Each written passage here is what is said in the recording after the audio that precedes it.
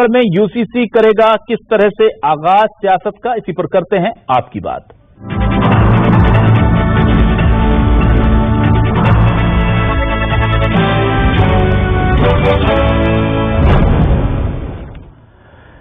सबसे पहले पीएम मोदी ने क्या कहा था समान नागरिक संहिता को लेकर भोपाल में, आपको वो दिखा देते हैं कि यूनिफॉर्म सिविल कोड के नाम पर ऐसे लोगों को भड़काने का काम हो रहा है। आप मुझे बताइए, एक घर में परिवार के एक सदस्य के लिए एक कानून हो, परिवार के दूसरे सदस्य के लिए दूसरा कानून हो, तो क्या वो घर चल पाएगा क्या? ये वोट बैंक की राजनीति करने वालों ने हमारे जो पसमंदा मुसलमान भाई बहन हैं, उनका तो जीना भी मुश्किल करके रखा हुआ है। भाजपा देश के हर नागरिक के लिए सबका साथ, सबका विकास की भावना से काम कर रही है। और इस पूरे मामले को लेकर सीएम बघेल ने क्या कहा है, किस तरह से निशाने पर लिया है, और इस पर रमन सिंह क्या कह रहे हैं, वो कैसे बता रहे हैं कि आदिवासी परंपराओं को बचाएगा, उनका संवर्धन करेगा यूसीसी, जरा सुनिए। केवल आप हिंदू मुसलमान के हिसाब से क्यों सोचते हैं? बस हमारे छत्तीसगढ़ में आदिवासी हैं, वो तो रूढ़ी परंपरा के हिसाब से उसके नियम है, उससे गवर्न होते हैं। अब सिविल कोड कर देंगे तो हमारे आदिवासियों की जो रूढ़ी परंपरा है उसका क्या होगा? तो ये केवल एक चीज नहीं है जिसके बारे में हम लोग चर्चा करें। बहुत सारे जातियां हैं जिसकी अपनी परंपरा है, उसके हिसाब से वो गवर्न करते हैं, और संविधान में भी उसको कहीं न कहीं उसको मान्यता मिलती है। तो उन सब चीजों को हमको देखना पड़ेगा। केवल ये देश जो है विभिन्न जाति, विभिन्न धर्म, विभिन्न प्रांत से मिल के बना है। आदिवासी संस्कृति और आदिवासी परंपरा और यूनिफाइड सिविल कोड का जो मामला है, ये संस्कृति को संरक्षण देने के लिए, बचाने के लिए, संवर्धन करने के लिए है। किसी समाज को और समाज के किसी रीति नीति को बदलने के लिए कोई जो भी आज ये पूरे देश में कानून है, अलग अलग समाज के अलग अलग कानून हैं, और मुझे लगता है कि ट्राइबल के कानूनों में, उनकी परंपराओं में कोई अलग से यूनिफाइड सिविल कोड का कोई असर नहीं।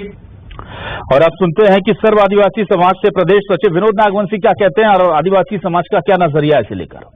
लॉ कमीशन ने कॉमन सिविल कोड इस देश में बन पाएगा, इस पे संशय जाहिर किया था। अभी अचानक कैसे बन रहा है, ये एक चुनावी मुद्दा लग सकता है। आदिवासी समाज का इस देश में एक अलग प्रावधानित किया है संविधान में।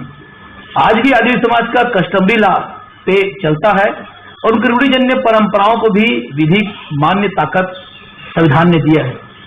जब कॉमन सिविल कोड बन के आएगा तो उसमें देखने का विषय होगा कि आदिवासियों के अधिकार के साथ कोई छेड़खानी तो नहीं हो रहा है।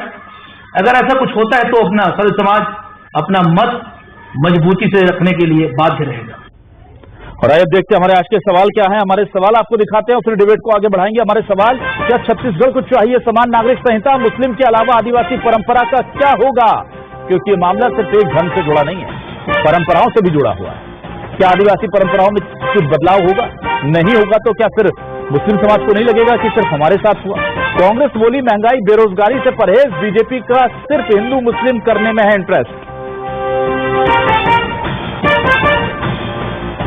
बीजेपी बोली आदिवासी परंपरा को बचाएगा यूसीसी, कांग्रेस को सिर्फ फैलाना है गलतफहमी। समान नागरिक संहिता पर छत्तीसगढ़ में फंसी बीजेपी, मुस्लिमों के साथ क्या नाराज होंगे आदिवासी? ये सबसे बड़ा सवाल है। ड्राफ्ट अभी आना बाकी है। अगर ड्राफ्ट में सभी को सेटिस्फाई नहीं किया जाएगा तो छत्तीसगढ़ जैसे राज्य जहां पर आदिवासी बाहुल्य है, ये इलाका परंपराएं बहुत अलग हैं, वहां पर जरूर बीजेपी को दिक्कत हो सकती है। बहुत जल्दी से रुक करता हूं अपने खास मेहमानों का। मेरे साथ जुड़ चुके हैं नितिन भंसाली जी, कांग्रेस से वरिष्ठ नेता प्रवक्ता। बहुत बहुत स्वागत करूंगा नितिन भंसाली जी आपका। मेरे साथ जुड़े हैं राजीव चक्रवर्ती जी, बीजेपी से वरिष्ठ नेता प्रवक्ता, उनका भी मैं स्वागत करूंगा। सूरज उपाध्याय प्रवक्ता, वरिष्ठ नेता आम आदमी पार्टी, आपका भी बहुत बहुत स्वागत है सूरज जी। और मेरे साथ जुड़े हुए हैं आज सुभाष परसे जी, प्रदेश अध्यक्ष सर्व आदिवासी समाज युवा प्रकोष्ठ। सुभाष जी आपका भी बहुत बहुत स्वागत है। सबसे पहले मैं आज सुभाष जी आपके पास आऊंगा। सुभाष जी, ये कहा जा रहा है कि आपकी परंपराओं का संवर्धन होगा, उसकी रक्षा होगी अगर यूसीसी आएगा। मेरा सीधा सवाल है, क्या उनके संवर्धन की या उनको रक्षा करने की जरूरत आपको महसूस लगती है? और लगता है कि यूसीसी से ऐसा होगा क्योंकि उसमें लगभग समान एक तरह की व्यवस्थाएं कर दी जाएंगी। मोटे तौर पर यह हमें पता भी, प्रस्ताव आना बाकी है, उसका किस तरह का ड्राफ्ट होगा वो। आप सबको जोहार। यूसीसी जिस तरीके से ड्राफ्टिंग अगर पेश करेगा तो उस पर चर्चा उस समय किया जाएगा। अभी फिलहाल वो क्या ड्राफ्टिंग देते हैं ये विषय है, आने वाला विषय है। बाकी आपको एक चीज तो आप समझनी चाहिए कि विधि ने, संविधान ने हमें पूरा रूढ़िजन परंपरा के हिसाब से हमको पूरी अधिकार दिए हैं, जिसका आज तक भी क्रियान्वयन भारत की आजादी के बाद भी आज भी हम उसके लिए जद्दोजहद कर रहे हैं, अपने रूढ़िजन परंपरा को बचाने के लिए। और जो ट्राइबल्स को जो अपने एक विशेष प्रावधान कानून प्रदत्त है उसके लिए तो आज तक हम जद्दोजहद कर रहे हैं। तो इसमें कौन सा मुझे तो संशय है और समाज को भी इस विषय पर बहुत ज्यादा संशय है कि इससे कोई बहुत ज्यादा बदलाव नजर नहीं आएगा, उल्टा और हमारे हक अधिकार माने जाएंगे। क्योंकि रूढ़िजन परंपरा विधि का बल रखता है। 13(3) का से लेके जितने संवैधानिक प्रावधान है हमको, समता का अधिकार जिस तरीके से हमको आज तक मिला नहीं है और आज भी हम जद्दोजहद कर रहे हैं एक मूल अपने अधिकारों के लिए, तो ये भी एक तरीके से चुनावी स्टंट न बन जाए। और संशय इसी बात होता है कि जो बड़े बड़े लोग जो हैं और बड़े बड़े जो कानूनविद हैं वो एसी कमरे में बन के ड्राफ्टिंग करते हैं। आप धरातल पे आइए, जमीन पे क्या स्थितियां हैं ट्राइबल्स के और अन्य समाज के, क्योंकि विविधताओं से भरा हुआ ये देश है। अलग अलग धर्म के और अलग विधि को मानने वाले लोग हैं, इनके बीच में पारस्परिक संपर्क कैसे स्थापित करें, एक दूसरे कैसे संतोष करें, ये भी बहुत बड़ा विषय होगा। और जब तक ये मूलतः अगर चर्चा साथ में धरातल पे ना आए तो कहीं न कहीं इसका विरोध पुरजोर रूप से होगा अगर आदिवासी समाज के कानून को धरातल पे सही से लागू नहीं करेंगे तो। ठीक है, मैं आता हूं अब राजीव चक्रवर्ती जी आपके पास में आऊं, उससे पहले मैं नितिन जी के पास आने की इजाजत चाहता हूं। नितिन जी, मुझे ये बताइए, केवल मुस्लिमों की जो परंपराएं हैं या जो उनके कल्चर्स हैं, जो सेट ट्रेडिशंस हैं, वो इसमें से प्रभावित नहीं होंगे। अगर समान नागरिक संहिता लगेगी तो पूरे देश पर लगेगी, जिसमें आदिवासी भी हैं, जिसमें कई और मजहब भी है जिनकी अपनी परंपराएं हैं। तो अगर शादी को लेकर कोई लिमिटेशन लगती है, किसी खास रिलेशन को लेकर कोई लिमिटेशन लगती है जिसकी दूसरे समाज में इजाजत है, तो क्या ये अपरोक्ष रूप से प्रभावित नहीं कर जाएगा दूसरे समाज को? देखिए, भारत में विविध धर्म हैं, विविध संस्कृतियां हैं। हर धर्म अपनी संस्कृति के अनुरूप और अपने कल्चर के अनुरूप जो है वो पूजा पाठ करता है, रहता है, उन चीजों को मानता है। ये अब सीधी सरल बात है कि ये जो चुनाव आ रहा है, अभी 5 राज्यों में विधानसभा के चुनाव है, फिर 2024 में लोकसभा के चुनाव है। पिछली बार ये CAA ले आए थे, इसको अभी तक लागू नहीं कर पाए। अब ये UCC पर बात कर रहे हैं, जो कि जनता के बहुत जरूरी मुद्दे हैं इस देश में। महंगाई, बेरोजगारी, सीमाओं पर असुरक्षा आदि जो विषय है, जो जनहित से जुड़े, जनता से जुड़े मुद्दे हैं, उनसे ध्यान भटकाने के लिए ये UCC को लेकर आए। अब ये कैसे लाएंगे? हमने विरोध नहीं किया, ये कैसे लाएंगे, इसका ड्राफ्ट क्या होगा, कैसे होगा, हम इसी पे तो बात कर रहे हैं। 30 से अधिक आदिवासी संगठनों ने इसका विरोध किया है और ये बात कही है कि इसमें किस प्रकार से उनके कल्चर को शामिल किया जाएगा और कैसे किया जाएगा, किसी प्रकार की कोई बात बताने को ये तैयार नहीं है। देश में 2014 के बाद आपने देखा होगा विलास जी कि निर्णय थोपे गए। हम इसका विरोध नहीं कर रहे, पर ये कैसे लागू करेंगे, किस तरह लागू करेंगे, इसके लिए पूरे सामान्य प्लेटफॉर्म में एक राय ली जानी चाहिए। धार्मिक संगठनों से, धार्मिक लोगों से, राजनीतिक दलों से, बुद्धिजीवियों से बात करने के बाद इस पर विचार किया जाना चाहिए। सिर्फ अपनी राजनीतिक रोटियां सेकने के लिए यदि ये काम करते हैं तो मेरे हिसाब से अनुचित है। ठीक है, मैं अब आता हूं सूरज उपाध्याय जी, आप मुझे बताइए, सबसे पहले आपका ऑफिशियल वर्जन क्या है आम आदमी पार्टी का? ये क्लियर नहीं हो रहा है समान नागरिक संहिता को लेकर, क्या आप भी इंतजार कर रहे हैं ड्राफ्ट का? अभिलाष जी, बहुत बहुत धन्यवाद। आम आदमी पार्टी यूनिफॉर्म सिविल कोड के पक्ष में है, आम आदमी पार्टी इसका समर्थन करती है, लेकिन आम आदमी पार्टी के कुछ कंसर्न हैं। कंसर्न ये है कि इसको लागू करने के पहले लार्जर कंसेंट होना चाहिए। जिन लोगों को भी ये डाउट है कि उनके हित की रक्षा इसमें शायद नहीं हो पाएगी, सरकार को चाहिए कि उनको कॉन्फिडेंस मिले और कॉन्फिडेंस में लेके फिर आप यूसीसी को लागू कर सकते हैं। तो आम आदमी पार्टी यूसीसी के समर्थन करती है, लेकिन उसके पहले, लागू करने के पहले ऐसे लोग या आप अन्य राजनीतिक दल को, अन्य सामाजिक संगठनों को, ऐसे लोग जो इसको लेके कहीं असमंजस की स्थिति में हैं, उनको कॉन्फिडेंस में लेने के पक्ष में आम आदमी पार्टी है।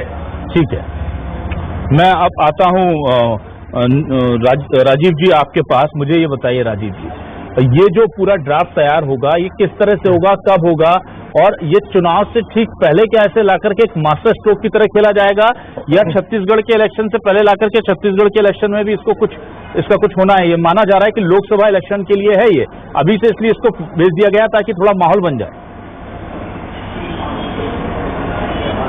तो देखिए अभिलाष जी, बहुत पहले वर्षों से जब देश का नया संविधान बना, और संविधान बनने के पहले 1947 में ही जब जम्मू कश्मीर में 2 विधान, 2 प्रधान, 2 निशान थे, तभी से हमारा एक बहुत बड़ा राष्ट्रीय मुद्दा था कि एक राष्ट्र 2 विधान 2 निशान कैसे हो सकता है, 2 प्रधान कैसे हो सकता है। तो उसके बाद आप देखिए कि कांग्रेस ने बड़े चतुराई से मुस्लिम पर्सनल लॉ एक्ट ले आया, हिंदू लॉ अलग ले आया। तो कांग्रेस पार्टी की मंशा थी कि एक विभाजन देश का हो गया और देश के लोग लगातार बटे रहे। और यदि अभिलाष जी हम देखते हैं कि देश के लोग, हम अगर छोटी छोटी मुद्दे पर वैचारिक रूप से लड़ते हैं, जैसे सुभाष जी ने कहा कि हमारी परंपराओं का क्या होगा, तो वही तो खूबसूरती है।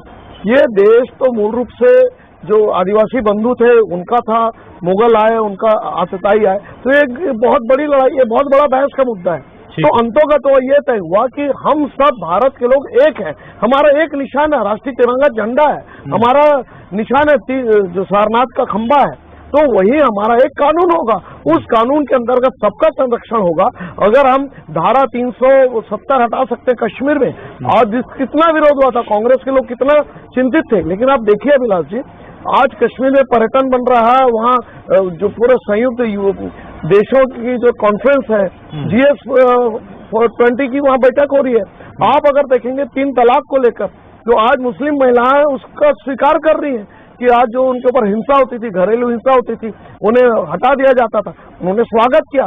और ये चुनाव की बात नहीं है, ये तो चुनौती है देश में कि आज हम 70 साल की आजादी के बाद हम आखिर निर्णय लें कि जो अनावश्यक कानून है उसे हटा दे, जो कानून हमको भेद करती है, मन के एक समान, जो आदिवासी परंपरा है, जो हमारे दिल के करीब है, जो प्रकृति की पूजा करते हैं, वो भी हमारे मित्र हैं, और जो दूसरे जो वर्ग के लोग हैं वो भी हमारे मित्र हैं। तो ये तभी होगा जब एक कानून होगा, एक प्रधान होगा, एक निशान होगा।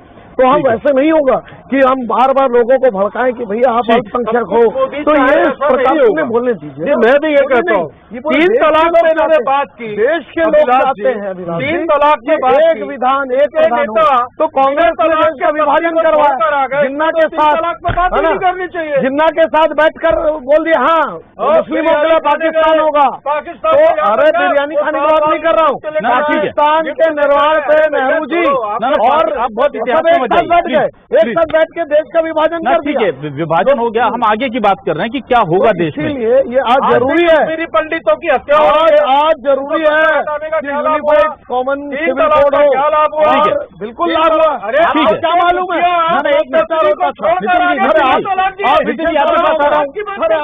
मालूम ही नहीं है नितिन जी। एक मिनट, मुझे 10 सेकंड दीजिए, मैं आपके पास आ रहा हूँ। नितिन जी, राजीव जी अपनी बात पूरी कीजिए, फिर मुझे नितिन जी के पास आना प्लीज जी। हाँ, तो अभिलाष जी, ये देश की बहुत वर्षों से मांग है कि जब एक विधान है, एक प्रधान है, एक कानून है, तो कानून अलग अलग वर्ग के लिए होकर वो जो लड़ाइयां होती उन्हें न्याय नहीं मिल पाता। तो जब देश में समान नागरिक संहिता लागू होगी, सभी वर्गों का ध्यान रखा जाएगा, तो वो बिल्कुल लागू होना चाहिए। ठीक है, बहुत वर्षों से मांग की जा रही है और उसमें अमली जामा पहनाया जा रहा है। ठीक है, और जो भी विसंगतियां होंगी, जैसे सुभाष जी ने कहा कि आदिवासी वर्गों का ध्यान रखा जाए, अल्पसंख्यक बंधुओं का ध्यान रखा जाए, बिल्कुल ध्यान रखा जाएगा। ठीक है, वो ड्राफ्ट तैयार, उनका दावा आपत्ति होगी। ठीक, मैं एक नितिन जी आपके पास आऊं, उससे पहले नितिन जी, दावा होता है न आपत्ति होती है, कोई चीज स्वीकार नहीं की जाती। संविधान के साथ खिलवाड़ करके एक व्यक्ति जो है पूरे देश को रूल करना चाहता है। संविधान विशेषज्ञ हो,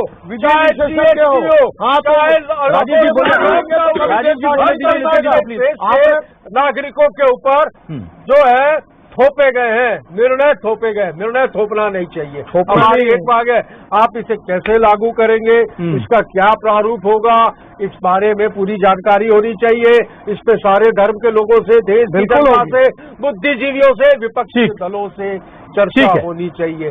इसके बाद बात करिए। और आज देश में यही मुद्दा है तो महंगाई, बेरोजगारी, ये मुख्य मुद्दा है। इस मुद्दे से ध्यान रखते पटल पर भारत का नाम चल रहा है। वो सीए ले आए थे, ठीक है। बार आप मुझे सुभाष जी के पास तो देश सुभाष जी के पास, सुभाष जी के पास। सुभाष जी, मुझे ये बताइए, ये क्या इसमें जो सैद्धांतिक बात मैं कर रहा हूं, अभी तो चूंकि ड्राफ्ट आया नहीं है, लेकिन सैद्धांतिक तौर पर जब ये चीजें होंगी तो परंपराएं क्या प्रभावित होने का खतरा इसमें बना हुआ है? और अगर आप मुझे बताइए कि आदिवासियों के लिए उनकी बात सुन ली जाएगी, मुस्लिमों की बात सुन लेंगे, दूसरे धर्मों की सुन लेंगे, और थोड़ा थोड़ा उनको उनकी लिबर्टी उनके कल्चर के हिसाब से अगर दे देते हैं, तो फिर ये यूनिफॉर्म सिविल कोड का मतलब क्या रह जाएगा? एक और उदाहरण देकर के मैं सवाल पूछता हूं कि इस देश में कहा जा रहा है कि समान नागरिक संहिता, यानी हर नागरिक के लिए, चाहे वो कोई भी हो, हिंदू हो, मुस्लिम हो, ईसाई हो, एक कानून होना चाहिए। लेकिन हम देख रहे हैं गोवा में अलग समान नागरिक संहिता है, उत्तराखंड का ड्राफ्ट अलग है, मध्य प्रदेश अलग तैयार कर रहा है अपना ड्राफ्ट, और पंजाब कल को अपना ड्राफ्ट कर लेगा। फिर समानता कहां रह गई? ये दोनों सवाल है मेरे। देखिए, यही आशंका है, क्योंकि बहुत सारे रूढ़िजन परंपरा में हमारा हिंदू विवाह अधिनियम से हमारे बहुत सारे उत्तराधिकार नियम अलग हैं।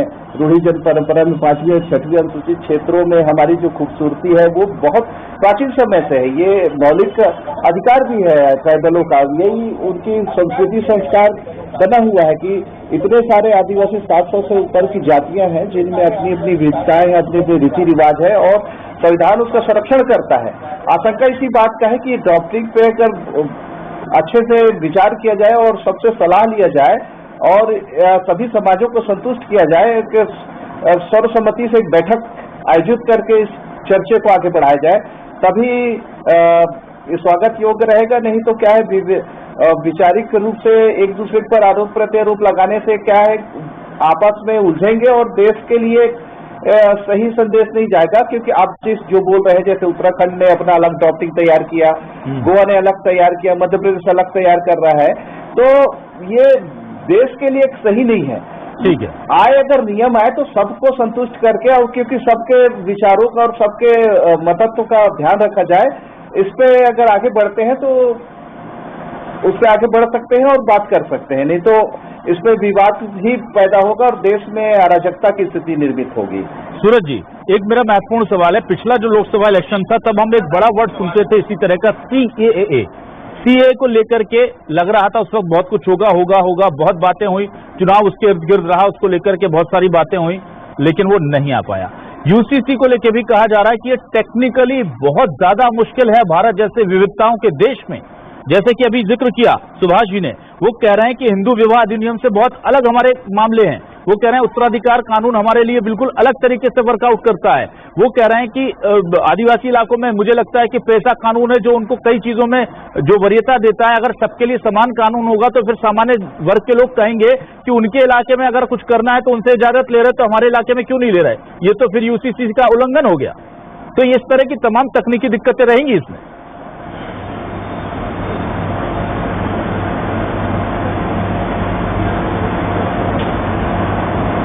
सूरज जी। जी अभिलाष जी। सूरज जी, आपके जहाँ तक सीए का मामला है, यूसीसी का मामला है, ये यूसीसी को लेके हम एक बात तो बोल सकते हैं कि ये गलत टाइम पे या विशेष टाइम पे लाए जाने का प्रयास तो नहीं है।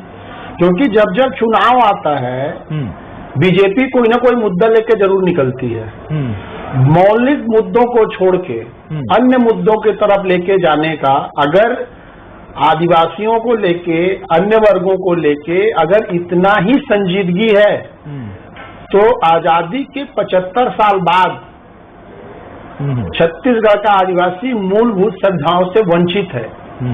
कांकेर चले जाओ, बीजापुर चले जाओ, बीजापुर में अभी ग्लूकोज चढ़ाया जा रहा था लोगों को, मेडिकल कैंप लगाया गया पेड़ के नीचे, मतलब एक अस्पताल नहीं बन पाया 23 सालों में। तो इन मुद्दों से हटके चुनाव आ रहा है, 15 साल में इन्होंने कोई काम तो किया नहीं कि जिसके बल पे ये जाएं और छत्तीसगढ़ की जनता को बताएं कि हमने ये काम किया, हमको वोट दो। ये केंद्र की 9 साल की बातों को लेके जाने की बात करते हैं, तो कहीं ना कहीं चुनावी स्टंट भी हो सकता है। लेकिन अगर संजीदगी है इस यूसीसी को लाने में, तो आम आदमी पार्टी का मत है कि लार्जर कंसेंट होना चाहिए जब तक लोगों में कॉन्फिडेंस बिल्ड ना हो सबसे पहले, क्योंकि देश की जनता आपकी जनता है, आप देश के प्रधानमंत्री हैं, ठीक है सर, में आप लोगों के लिए राज कर रहे हैं, तो उनका कंसर्न भी जरूरी है। ठीक है, मैं आता हूं वापस राजीव जी आपके पास। उससे पहले मैं नितिन जी से एक सवाल ले लेता हूं जल्दी से, और फिर राजीव जी से कंक्लूजन कर लूंगा। नितिन जी, बहुत कम समय है, संक्षिप्त में आप बताइए, क्या आपको लगता है कि इस बार यूसीसी कम से कम लोकसभा चुनाव तक नहीं आ पाएगा, क्योंकि ड्राफ्ट बहुत कॉम्प्लिकेटेड है? आपको लगता है कि पॉलिटिकल फायदा देखते हुए बीजेपी से कर सकती है लागू? अभिलाष जी, पिछले चुनाव में CAA पर भी इसी तरीके की बात मोदी जी ने की थी और भाजपा ने की थी, क्या आया? नहीं आया।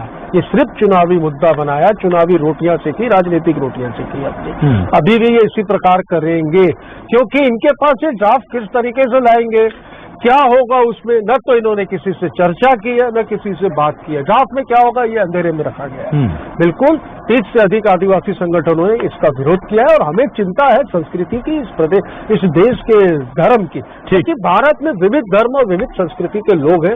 किस तरीके से इस नियम को, इस कानून को लागू किया जाएगा, ये जानकारी में सभी के होना चाहिए। ये कहते हैं, हम विरोध भी कर रहे हैं, पर जानकारी में होना चाहिए, थोपा गया निर्णय नहीं होना चाहिए। राजीव जी, आप कहते हैं कि आपने 370 देखिए हटाने की बात की थी और हटा दी, आपने CA लाने की बात की थी, नहीं ला भी पाए। क्या इस बार भी ऐसे 50-50 मामला है या 100% श्योर है? अभिलाष जी, बिल्कुल ड्राफ्ट आएगा, और जिस प्रकार से सारे समाज के लोग तो चिंता व्यक्त कर रहे हैं, उनके चिंताओं को दूर करते हुए लाया जाएगा और लागू भी किया जाएगा। और देखिए, आज की नहीं है, यह लगातार शुरू से लगभग 70 वर्षों से मांग की जा रही है कि एक देश एक कानून हो। जो इतनी जटिलताएं हैं, इतना वैमनस्य, जो कानून के नाम पर जो लोगों में वैमनस्यता हो, वो तभी खत्म होगा। देश और राष्ट्र तभी आगे बढ़ेगा जब हम एक छतरी के नीचे, एक कानून के नीचे काम करें, सभी वर्गों को ध्यान में रखते हुए, उनकी संस्कृति को ध्यान में रखते हुए। ऐसा नहीं कि बांटो और राज करो, जो कांग्रेस पार्टी करती है। ठीक है सर, कि तुम मुसलमान हो, सावधान रहो, तुम अल्पसंख्यक हो, ऐसा नहीं चलेगा। ये कर रही है, ठीक है, लेकिन सैद्धांतिक तौर पर देखिए, ये बात बिल्कुल सही है कि सैद्धांतिक तौर पर यूसीसी जो है, समान नागरिक संहिता, वो अच्छी नजर आती है, क्योंकि अगर इस देश में रहने वाले लोग हैं तो कोई एक क्राइम करके या कोई एक गलती करके उसके लिए अलग कानून, दूसरे के लिए अलग, कोई एक शादी करके जेल, दूसरी शादी पे जेल जाए, कोई तीसरी शादी कर ले, उससे कोई फर्क नहीं पड़े। इस तरह की बहुत सारी दिक्कतें हैं जिनको लेकर के समाज को एक साथ आना होगा। सैद्धांतिक तौर पर बिना तलाक के तो भी फर्क नहीं पड़ रहा। बिल्कुल, सैद्धांतिक तौर पर ये बातें जितनी सुनने में अच्छी लगती हैं, जब इन्हें एग्जीक्यूट करने की बारी आएगी तो ये बहुत ही उलझा हुआ मामला है। और बीजेपी जब इसे आगे बढ़ेगी इस ड्राफ्ट पर, तो वो तय करेगी कि इससे नफा ज्यादा है या नुकसान, और फिर उसके बाद ही तय होगा कि देश में समान नागरिक संहिता आएगी या CAA की तरह ये सिर्फ एक मसला, मुद्दा, चुनावी स्टंट बनकर रह जाएगी। बहुत बहुत शुक्रिया नितिन भंसाली जी, राजीव चक्रवर्ती जी, सूरज उपाध्याय जी और सुभाष परते जी, हमारे साथ जुड़ने के लिए। सभी मेहमानों का शुक्रिया। दर्शकों को नमस्कार।